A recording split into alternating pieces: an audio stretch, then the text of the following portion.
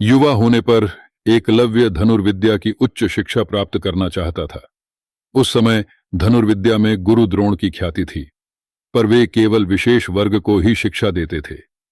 पिता हिरण्यधनु को समझा बुझाकर एकलव्य आचार्य द्रोण से शिक्षा लेने के लिए उनके पास पहुंचा, पर द्रोण ने दुत्कार कर उसे आश्रम से भगा दिया था।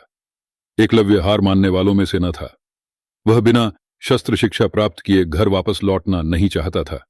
इसलिए उसने वन में आचार्य द्रोण की एक प्रतिमा बनाई और धनुर्विद्या का अभ्यास करने लगा। शीघ्र ही उसने धनुर्विद्या में निपुणता प्राप्त कर ली। एक बार द्रोणाचार्य अपने शिष्यों और एक कुत्ते के साथ उसी वन में आए। उस समय एकलव्य धनुर्विद्या का अभ्यास कर रहे थे। कुत्ता एकलव्य को देख भौंकने लगा।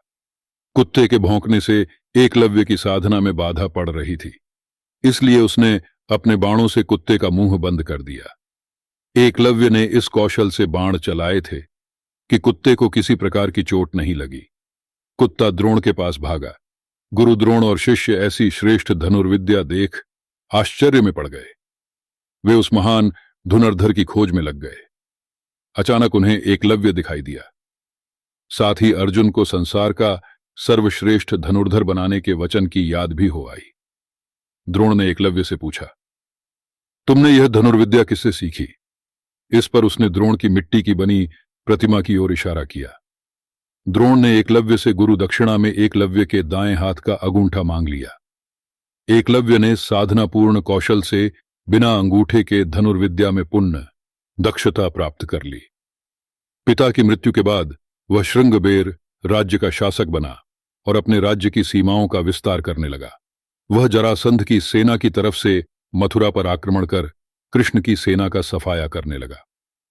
सेना में हाहाकार मचने के बाद श्री कृष्ण जब स्वयं उससे लड़ाई करने पहुंचे तो उसे सिर्फ 4 अंगुलियों के सहारे धनुष बाण चलाते हुए देखा तो उन्हें अपनी आंखों पर विश्वास ही नहीं हुआ।